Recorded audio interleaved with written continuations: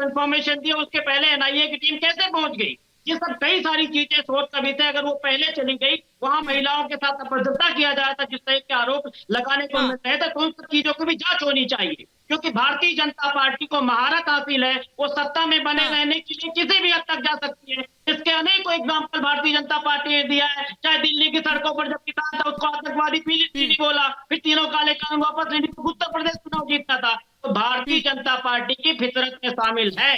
नहीं तो एजेंसी किस लिए, नहीं तो एनआईए अगर वहां गई थी तो किस लिए गई थी? पटेल साहब आपको पता होगा ना, पटेल साहब, पवन पटेल जी आपको पता होगा ना, एनआईए अगर वहां पर गई है तो किस लिए गई है? वो जांच कर रही थी ना, वो जांच कर रही थी ना। न्यायालय के आदेशानुसार वहां पर गई थी, लेकिन जो एक प्रोटोकॉल होता, मैंने दोनों चीज को बोला, आपने सुना होगा कि किसी के ऊपर इस तरह का हमला नहीं करना सिद्धार्थ जी, हाँ।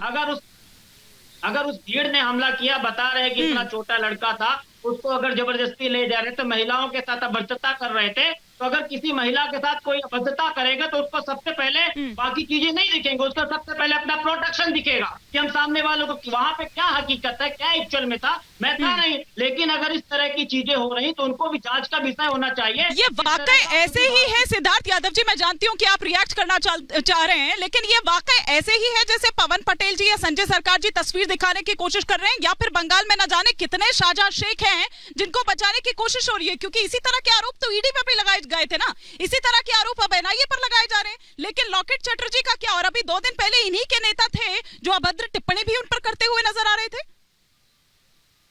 हिमानी जी, चाहे ये कैसा भी हो, पर हम एक अराजक लोकतंत्र नहीं है, और किसी भी मजबूत स्वस्थ लोकतंत्र के अंदर कानून हाथ में लेना किसी के लिए भी ठीक नहीं। ये कैसे भी जस्टिफाई कर लें, कोई भी बात ये बोल दें, अगर कुछ भी था, अभी आप ही के शो पर बैठ करके इनके प्रवक्ता संजय सरकार ने कह दिया हम लॉलीपॉप थोड़ी खाएंगे, हम तो पीटेंगे।